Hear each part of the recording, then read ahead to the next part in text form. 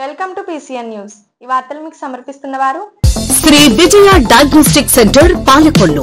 25 సంవత్సరాల సుదీర్ఘ అనుభవం, అత్యుత్తమ ప్రమాణాలు గల సెంట్రల్ గవర్నమెంట్ సంస్థ అయిన NABL అక్రిడిటేషన్ కలిగిన ఏకైక laboratory Shri Vijaya diagnostic centre. ప్రత్యేకతలు: పూర్తి స్థాయి విదేశీ సాంకేతిక పరిజ్ఞానంతో అత్యాధునిక రోబో టెక్నాలజీ కలిగిన టెస్టింగ్ ఎక్విప్మెంట్ పై అన్ని రకాల టెస్టుల నిర్వహణ, అర్హత, అనుభవం కలిగిన సిబ్బందిచే అన్ని రకాల రక్త పరీక్షలు చేయబడును. MD పైథాలజీ ఆధ్వర్యంలో ఫాస్టెస్ట్ హార్మోన్ టెస్టింగ్ లాబొరేటరీ, అన్ని రకాల క్యాన్సర్ నిర్ధారణ పరీక్షలు చేయబడును. కేవలం 60 నిమిషాలలో థైరాయిడ్ రిపోర్ట్ ఇవ్వబడును. అవసరమైన వారికి ఇంటి వద్దకే వచ్చి శాంపిల్స్ సేకరించి రిపోర్టులు అందజేయబడును. Fasting blood sugar, CBP, lipid profile, cholesterol, liver, kidney పరీక్షలు, thyroid, cancer, vitamin D, B12, iron వంటి అన్ని రకాల పరీక్షలు చేయబడును. మరిన్ని వివరాలకు శ్రీ విజయ డయాగ్నోస్టిక్ సెంటర్, పెద్ద పోస్ట్ ఆఫీస్ వద్ద, పాలకొల్లు. అన్నమయ్య జిల్లా రాజంపేట నియోజకవర్గం మండలం గ్రామ బూత్ లెవెల్ కమిటీలు నాయకులతో మహానాడు ఏర్పాట్లు సౌకర్యాలపై సమావేశం నిర్వహించడం జరిగింది. ఈ సమావేశంలో మాజీ మంత్రి చిలకలూరిపేట ఎమ్మెల్యే పత్తిపాటి పుల్లారావు గారు, నియోజకవర్గం అబ్జర్వర్లు, ఇతర నాయకులు పాల్గొన్నారు. అనంతరం విలేకరులతో మాట్లాడడం జరిగింది.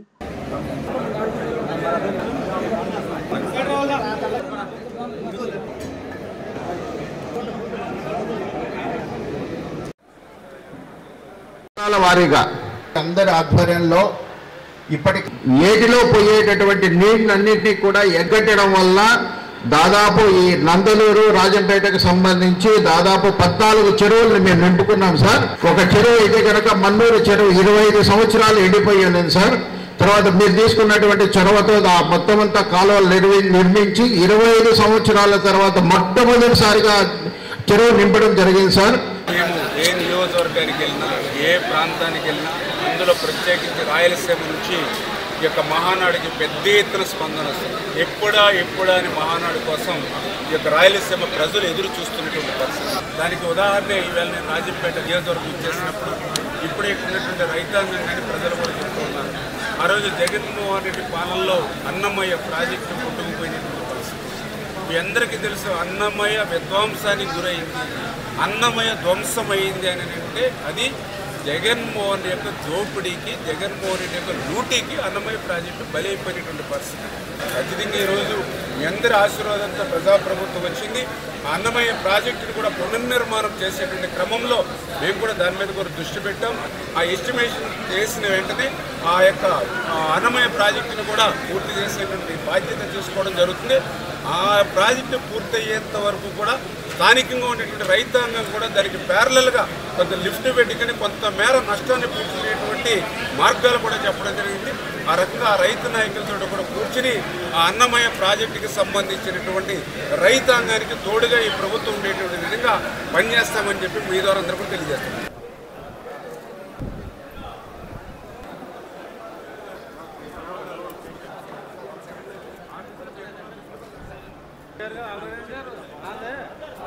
మొగల్తూరులో ఆన్లైన్ మోసం జరిగింది.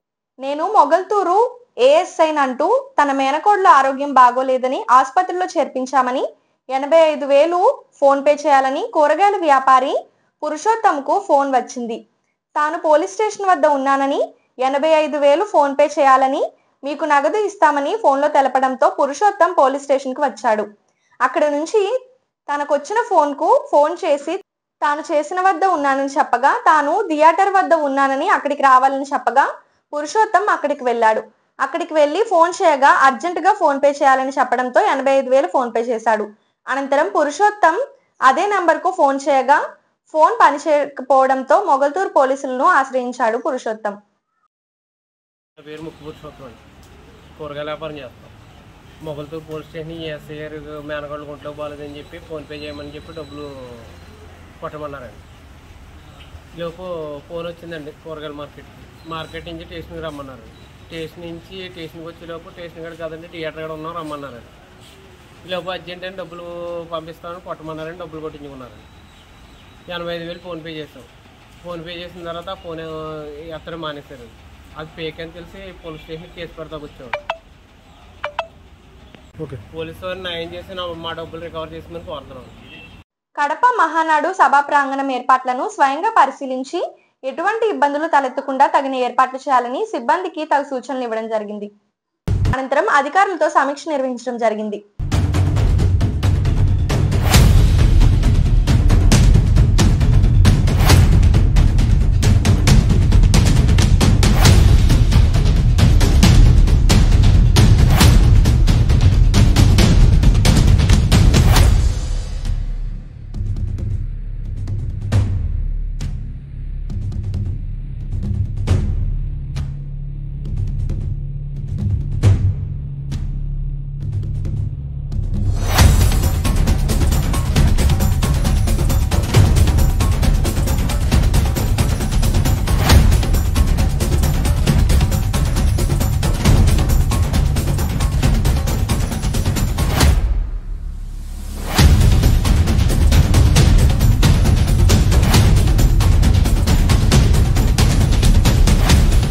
స్థానిక సరస్వతి శిశు మందిర్ హై స్కూల్లో పోలీస్ సిబ్బంది యోగా శిక్షణ తరగతులు ఆదివారం ప్రారంభించారు. ప్రతి ఒక్కరూ యోగా చేయడం వల్ల ఆరోగ్యం, మానసిక ప్రశాంతతతో జీవించవచ్చని పట్టణం సిఏ కె రజనీ కుమార్ తెలిపారు. యోగా గురువు గారి గాదేబాబు పోలీస్ సిబ్బంది శిక్షణ ఇస్తున్నట్లు తెలిపారు.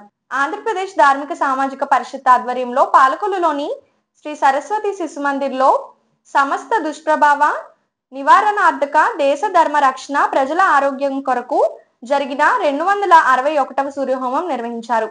అనంతరం తీర్థ ప్రసాదాలు స్వీకరించడం జరిగింది.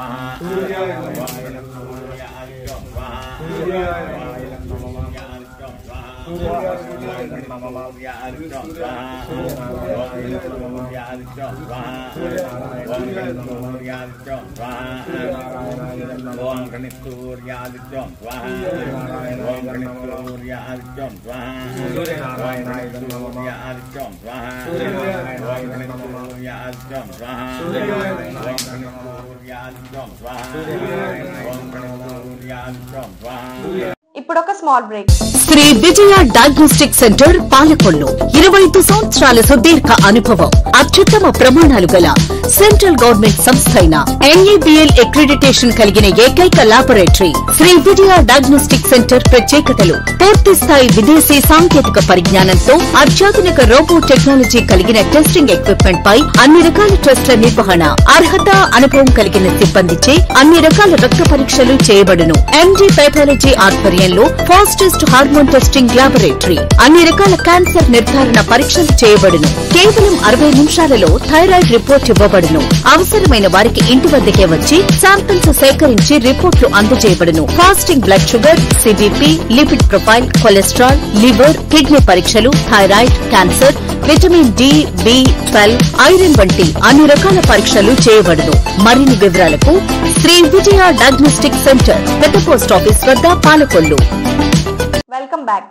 నర్సాపురంలోని BGBS మహిళా కళాశాల కరెస్పాండెంట్ లైంగిక వేధింపులకు పాల్పడుతున్నారంటూ కళాశాలలోని తాత్కాలిక కామర్స్ లెక్చరర్ గా పనిచేస్తున్న వీరవల్లి గంగాలక్ష్మి ఆరోపించారు. నర్సాపురంలోని తోటి మహిళా ఉద్యోగులతో కలిసి బాధితురాలు మీడియాతో మాట్లాడుతూ వికలాంగురాలను నన్ను విడిచిపెట్టేయాలని చెప్పినా శ్రీనివాస్ కనుకరించలేదని, లాడ్జీకి సినిమాలకు సెలవు రోజుల్లో కాలేజీకి రమ్మని ఒత్తిడి చేస్తున్నాడంటూ బాధితురాలు ఆరోపించారు.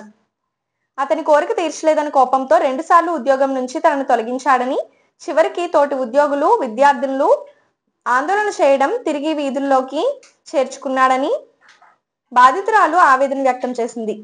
వికలాంగురాలైనందుకు తనను తోటి మహిళా ఉద్యోగి ప్రతిరోజు బైక్ మీద ఇంటికి తీసుకెళ్లి దించడానికి కూడా కరెస్పాండెంట్ కు నచ్చలేదన్నారు.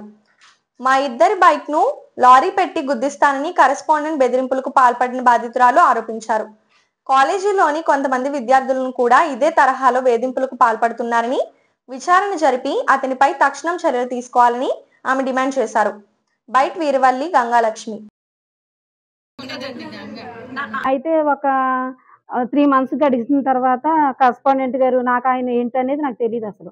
అప్పటి వరకు ఆయన ఏం చెప్పినా వర్క్ చేసినా చేసేదాన్ని. తర్వాత మరి ఆయనకి ఏ విధంగా మరి నేను కనిపించానో నాకు తెలియదు. ఆయన ఒక రోజున ఒక మేడంతో కబురు పంపించి నాకు ఆఫీస్ ఉంది, గంగని తీసుకురా ఆఫీస్కి అని పంపించారండి. ఆఫీస్కి రమ్మంటే ఏ ఆఫీస్ అని అడిగాను. నాకు అసలు అది లాడ్జ్ అన్న విషయం కూడా తెలియదండి అప్పట్లో. నాకు కాలేజీ అది, అతనిది లాడ్జ్ అనే విషయం తెలియదు. అయితే ఆ మేడం వచ్చి సార్ రమ్మంటున్నారు, రమ్మంటే అయితే ప్రిన్సిపల్ గారికి చెప్పొస్తాను అని అంటే, వర్క్ ఏదో ఉందంటే, అయితే ఇక ఏదన్నా వర్క్ ఉంటే కాలేజీలో చేస్తాం కానీ లాడ్జిల్లో చేయడం ఏంటని అడిగాను నేను అప్పుడు వర్క్. అడిగితే ఒక మేడం ఏడ్చాను నేను వెంటనే ఈ మాట అనగానే. మా కామర్స్ మేడం వచ్చి అన్నారు, నువ్వు ఎప్పుడైనా సరే ఇటు నుంచి తప్ప నువ్వు అటు నుంచి దారి వెళ్తే అమ్మ నాన్న కాదు నేను కొడతానని ఆవిడ నన్ను కాచి కాపాడుకుంటా వస్తున్నారు ఆవిడ అప్పటి నుంచి కూడా. అలా వస్తూ ఉండగా నాకు సాయంత్రం ఫోన్ చేసి, ఏదో నిన్ను చూద్దామని, నీతో సరదాగా ఉందామని రమ్మంటే నువ్వేంటి పెద్ద పోజ్ ఇచ్చావు అది ఇది అని అన్నారు. అలాగే నన్ను హెరాస్మెంట్ చేసుకుంటూ వచ్చి 2015లోని ఒక మేడంతో ఫోన్ చేయించి, నువ్వు కాలేజీకి ఇంక రావక్కర్లేదని చెప్పించారండి. నేను కాలేజీలో ఏం తప్పు చేశాను, అంతా రికార్డ్ అంతా చూస్తున్నాను, ప్రతి వర్క్ చేస్తున్నాను, 100% రిజల్ట్ ప్రతి విషయంలో. వర్క్లో అంత సిన్సియర్గా ఉంటే నేను ఎందుకు మానాలని తిరగబడ్డాను. తిరగబడ్డ తర్వాత మళ్ళీ కొంతమంది మేనేజ్మెంట్ వాళ్ళు అందరూ పిల్లలు సపోర్ట్‌తో మళ్ళీ వెంటనే 2 నెలలకి మళ్ళీ నేను కాలేజీలో జాయిన్ అవ్వడం జరిగింది. జాయిన్ అయిన తర్వాత అలాగే కొనసాగుతూనే ఉంటుంది ఎప్పటికప్పుడు. 2018, 19 ఆ టైంలోని అతను ఒక రోజు నాకు ఫోన్ చేసి అన్నారు, మేడం గంగా నీతో పని ఉందని చెప్పి మాట్లాడతానని చెప్పి అతను చాంబర్స్‌లో పిలిచి మాట్లాడతాని, నువ్వు నాతో భీమవరం రా సినిమాకి వెళ్దాము, ఎక్కడికి వెళ్దామని అడిగాను. సార్ వేరేగా ఏమనుకుంటున్నారో నాకు తెలీదు సార్, నేను రానని చెప్పేసాను. చెప్పిన తర్వాత అతను అక్కడి నుంచి నన్ను టార్చర్ చేయడం మొదలుపెట్టాడు. కరెక్ట్‌గా సర్టిఫికేట్ వెరిఫికేషన్ జరిగింది. జరిగితే నాకు ఇవ్వాల్సిన సర్వీస్‌ని కూడా సరిగ్గా ఇవ్వలేదు ఆ టైంలోని. ఎంతమంది నా కో ఫ్యాకల్టీ వచ్చి బ్రతిమాలినా, ఎవరు బ్రతిమాలినా అలాగ అసలు ఎవరు చేయలేదు. నేను ఇంట్లో నుంచి అసలు బయటకు కూడా వెళ్ళని వ్యక్తిని. కాలేజీ, ఇల్లు తప్ప నాకు వేరేది కూడా తెలీదు. అలాంటి టైంలో నన్ను ఎలా హెరాస్మెంట్ చేస్తాను, ఇంట్లో చెప్పుకోలేక, ఇంట్లో చెప్తే మానేయమంటారు. సర్టిఫికేట్ వెరిఫికేషన్ జరిగింది. ఏదో గవర్నమెంట్ చేస్తది, ఇంత చదువుకున్నాను, నాకేం తక్కువ, నేను ఎందుకు మానేయాలి, ఈ ప్రాబ్లమ్స్ ఇక్కడ కాకపోతే ఇంకో చోట ఉంటాయని నేను అలాగే ధైర్యంతో వచ్చేదానండి. అయితే ఇతను నన్ను చాలా విధాలుగా ఆడుకోవడానికి చూసాడు. అలాగే భరిస్తూ వచ్చాను సార్. భరిస్తూ వస్తే ఇలాగ అకాడమిక్ ఇయర్ వచ్చేటప్పటికి అతనికి నో చెప్పడం నేను ప్రతిసారి నన్ను ఎవరో ఒకళ్ళు వెనకాలొచ్చి మేమున్నామంటాం. ఒకసారి మా మేడం కూడా నన్ను తర్వాత నీ ప్రాబ్లమ్ ఇంకా మా ఫ్యాకల్టీ ఆల్మోస్ట్ అందరికీ తెలుసు నన్ను ఎలా అరెస్ట్ చేస్తున్నాడని. అప్పుడు నన్ను తీసేసినప్పుడు ఎళ్లి బ్రతిమాలి ఏడుస్తుంటే నాతో ఉన్న కో ఫ్యాకల్టీ ఒక ఆమె ఉంది కామర్స్ లెక్చరర్. ఆమె కూడా వచ్చి నేను ఎళ్లి, సార్ అదేంటండి మాకు సర్వీస్ పాడు చేయకండి, మమ్మల్ని తీయొద్దని మేమిద్దరం బ్రతిమాలుకుంటుంటేని ఆ అమ్మాయిని ఏమనలేదు గానీ, నేను రమ్మన్న కాడికి నాకు పర్సనల్‌గా నువ్వు కోఆపరేట్ చేయవు గానీ నీకు మాత్రం నేను సర్వీస్ ఇచ్చి నేను కాలేజీలో పెట్టుకోవాలని అడిగాడు అతను. అడిగితే అప్పటిలాగే చాలా అరెస్ట్ చేశాడు. అలాగే మొత్తం మా ఫ్యాకల్టీ సహాయంతో మళ్ళీ నేను రావడం జరిగింది. వీళ్ళందరూ పోరాడి తీసుకొచ్చారు. తర్వాత ఒకరోజు చాంబర్స్‌లో పిలిచి ఇలా ఉన్నావు, అలా ఉన్నావు అని వర్ణిస్తూ కొంచెం ఏది పెట్టుకున్నా ప్రతీదీ బొట్టు దగ్గర నుంచి ప్రతీదీ అడుగుతూ ఉండేవాడు. చాలా విసుగొచ్చింది. ఓ రోజున ఏడుస్తా వస్తే మేడం, ఎందుకు మేడం ఏడుస్తున్నారంటేని, మేడం ఎలా అంటేని, మేడం మేమందరం ఉన్నాం కదా మీరెందుకు ఏడవాలి, ఏడవకండి అని మేడం ఓదార్చారు చాలాసేపు అని. అతను ఎప్పుడు ఏ వర్క్ చేసినా సరే సండే రమ్మనేవాడు, రాకపోతే గొడవలు. అక్కడ హాలిడేస్‌లో రమ్మంటాడు, నేను రాను. ఇదే గొడవలు. కాదంటే అన్ని విషయాలు నేను బయటికి చెప్పుకోలేను కదండీ కొన్ని విషయాలు. ఆ అమ్మాయిని నన్ను బండి మీద తీసుకెళ్ళి బండి మీద రావడం, నన్ను దగ్గరుండి చూసుకుంటుంది. చూసుకుంటే తననేమన్నారంటే, నువ్వు తీసుకొస్తావు కుదరదు ఝాన్సీ, గంగా మేడంని నువ్వెందుకు తీసుకొస్తున్నావు, తీసుకురావద్దని అన్నారు. అదేంటి సార్ అది నా ఇష్టం, నేను తీసుకొస్తానని అంటేని తను అన్నారండి, అలా అయితే తీసుకెళ్ళి మీ ఇద్దరిని గుద్దించేస్తాను కారు ఎట్టి మీ ఇద్దరిని అని అడిగారు. పడకపోతే రీసెంట్‌గాని ఏదో పిలిచి నువ్వు నేను చూస్తే టెంప్ట్ అయిపోతున్నాను, నువ్వు అసలు చాలా ఇదిగా ఉన్నావు, ఏవే వచ్చేయొచ్చు కదా ఒకసారి అని చాలా దారుణంగా మాట్లాడాడండి. ఏం మాట్లాడాలి సార్ అసలు నేను?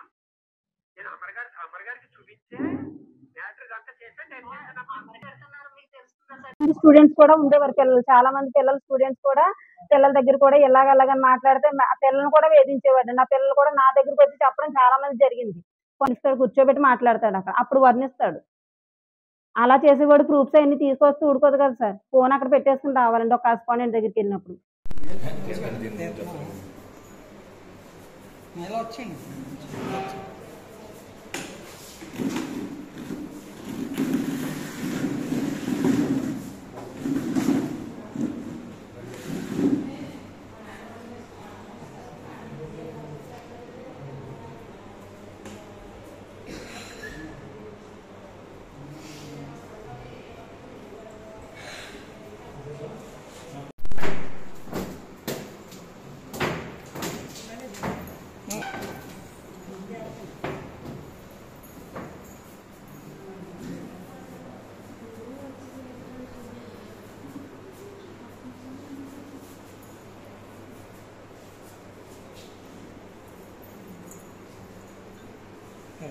మీలాంటి ముందు ఎలా చెప్పుకున్నాను సరే, అంత సిగ్గు విడిస్తే ఇలా బయటకు వచ్చానండి ఈ రోజున.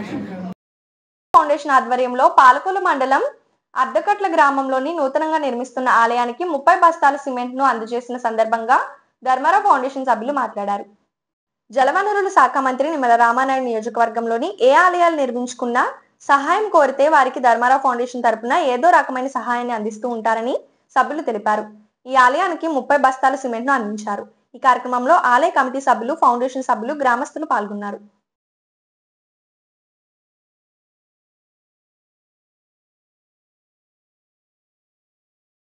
మీ అందరికీ తెలుసు, దానిలో భాగంగా ఈ రోజున అర్ధగట్ల గ్రామంలో మా నాయకులు మినిస్టర్ గారి దృష్టికి తీసుకొచ్చినప్పుడు దేవుని ఆలయాలన్నా గుళ్ళన్నా ఆయనకి అత్యంత ప్రీతికరమైనవి కాబట్టి ఈ ఆలయం కట్టడానికి ఆయన వంతు సహకారంగా ధర్మారావు ఫౌండేషన్ ద్వారా 30 బస్తాలు ఇచ్చినందుకు వారికి ప్రత్యేకమైన అభినందనలు తెలియజేస్తూ, ఇవే కాదు ఎవరు ఏ కష్టాల్లో ఉన్నా, వరదలు వచ్చినా, లేకపోతే ఇల్లు కాలిపోయినా, లేకపోతే ఏ సంఘటన జరిగినా ఆయన వంతు సహకారం చేస్తూ ధర్మారావు ఫౌండేషన్ ద్వారా అనేక కార్యక్రమాలు చేస్తున్న మన ప్రీతమ నాయకులు, గౌరవ శాసనసభ్యులు డాక్టర్ నిమ్మల రామానాయుడు గారికి ప్రత్యేకమైన అభినందనలు తెలియజేస్తాం.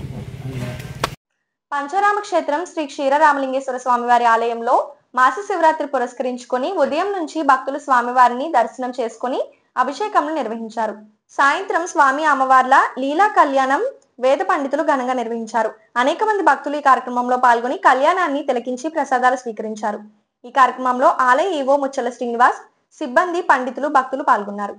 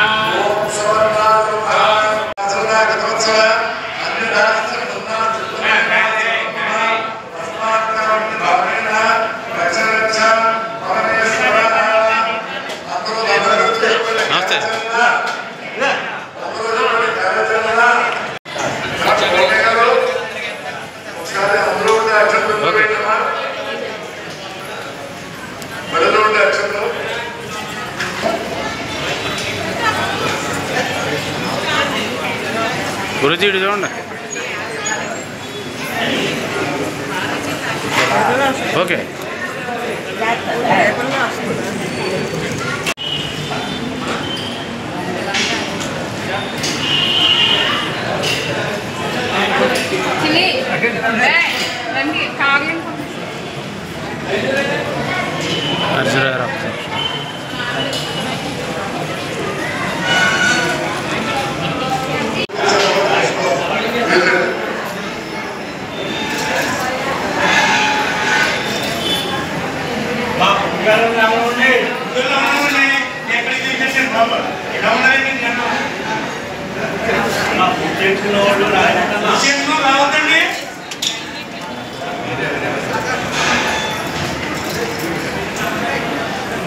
పేదవాడి ఆకలి తీర్చాలనే ఉద్దేశంతో గవర్నమెంట్ హాస్పిటల్ వద్ద జలవనరుల శాఖ మంత్రి నిమ్మల రామానాయుడు తండ్రి ధర్మారావు పేరుతో ఏర్పాటు చేసిన ఫౌండేషన్ ఆధ్వర్యంలో అన్నా క్యాంటీన్ 1615వ రోజు పద్మభూషణ్ నందమూరి బాలకృష్ణ వీరాభిమాని చలసాని శివరామకృష్ణ సిహెచ్ఎస్కే గారి జ్ఞాపకార్థం నందమూరి ఫ్యాన్స్ వారి సహకారంతో అన్నదాన కార్యక్రమం నిర్వహించడం అభినందనీయమని ధర్మారావు ఫౌండేషన్ సభ్యులు తెలిపారు. ఈ కార్యక్రమంలో పాలవలస తులసిరావు, కేశవ పిస్నిరాము తదితరులు పాల్గొన్నారు. పనిచేసే చేతులు ఈ ముగ్గురు ఎక్కడైతే ఉంటారో అక్కడ పవిత్రమైనటువంటి కార్యక్రమం జరుగుతోంది అనడానికి తార్కాణమే ఈ ప్రభుత్వ ఆసుపత్రికి అనారోగ్యంతో వచ్చేవారు కానీ వారి అనుచరులకు కానీ ఆకలికి అలమటించకుండా ఉండాలని స్పందించి మన జలవనరుల శాఖ మాచులు మన స్థానిక శాసనసభ్యులు డాక్టర్ నిమ్మల రామానాయుడు గారు ఈ మొబైల్ క్యాంటీన్ ద్వారా అన్నా క్యాంటీన్ నిర్వహణ ఈ రోజుకి 1615వ రోజుకు చేరుకుంది. ఈ 1615 రోజుల నుంచి ఈ పేదల ఆకలి నిర్విఘ్నంగా నిరాఘాటంగా తీరడానికి ప్రధాన కారణం ఏంటంటే దాతల సంపూర్ణ సహాయ సహకారాలు. ఈ రోజున మన దాత ఎవరు అంటే పద్మభూషణ్ నందమూరి బాలకృష్ణ గారి వీరాభిమాని చలసాని శివరామకృష్ణ గారు జ్ఞాపకార్థం వారి నందమూరి ఫ్యాన్స్ వాళ్ళందరూ కూడా ఈ కార్యక్రమాన్ని ఏర్పాటు చేశారు. నందమూరి బాలకృష్ణ గారికి అభినందిస్తూ వారి అభిమానులకు కూడా చలసాని శివరామకృష్ణ గారికి ఆత్మకు శాంతి చేకూరాలని, అలాగే ఫ్యాన్స్కి ఇటువంటి పేదల ఆకలి తీర్చే అష్టైశ్వర్యాలు కలగాలని మనసావాచ కోరుకుంటూ ఈ కార్యక్రమాన్ని ప్రారంభించవలసిందిగా మా నాయకులు కోరుతున్నాం.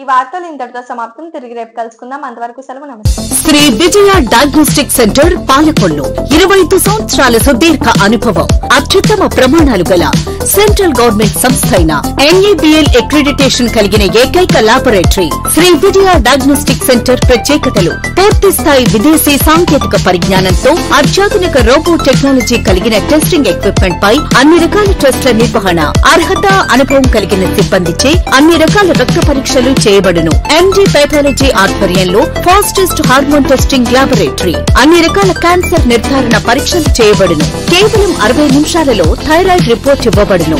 అవసరమైన వారికి ఇంటి వద్దకే వచ్చి శాంపిల్స్ సేకరించి రిపోర్టులు అందజేయబడును. Fasting blood sugar, CBP, lipid profile, cholesterol, liver, kidney పరీక్షలు, thyroid, cancer, vitamin D, B12, iron వంటి అన్ని రకాల పరీక్షలు చేయబడును. మరిన్ని వివరాలకు శ్రీ విజయ డయాగ్నోస్టిక్ సెంటర్, పెద్ద పోస్ట్ ఆఫీస్ వద్ద, పాలకొల్లు.